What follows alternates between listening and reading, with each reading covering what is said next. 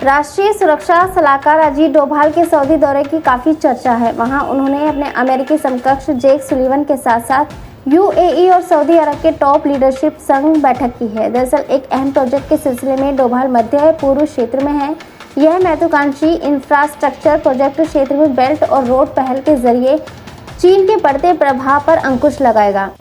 Australia में cord summit में इतर डोभाल, सुलिवन समेत कई दिग्गज फिर से मिलने वाले हैं। भारत, अमेरिका, संयुक्त अरब अमीरात और सऊदी पश्चिम एशियाई देशों को रेल नेटवर्क से जोड़ने के मिशन पर काम कर रहे हैं। प्रस्ताव अमेरिका ने रखा है और समंदर के रास्ते से दक्षिण एशिया को भी जोड़ने का प्लान है। इस प्रोजेक्ट में भारत का बड़ा रोल है।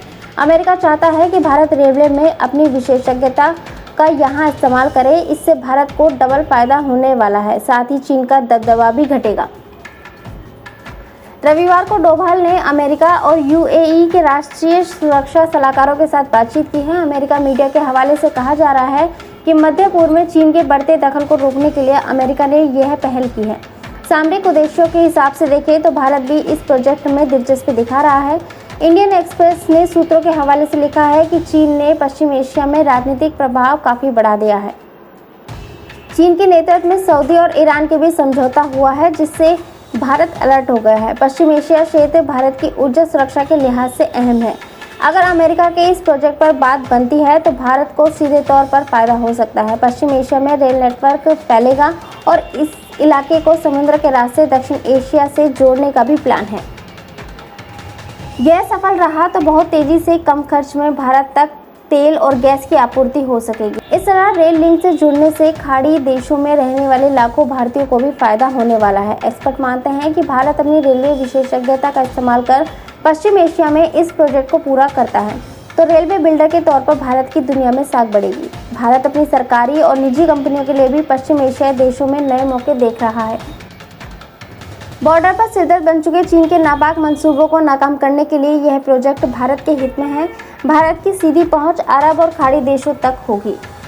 भारत के पश्चिम एशिया से कनेक्टिविटी में पाकिस्तान बड़ी बाधा है। पाकिस्तान से रिश्ते पहले से अच्छे नहीं हैं।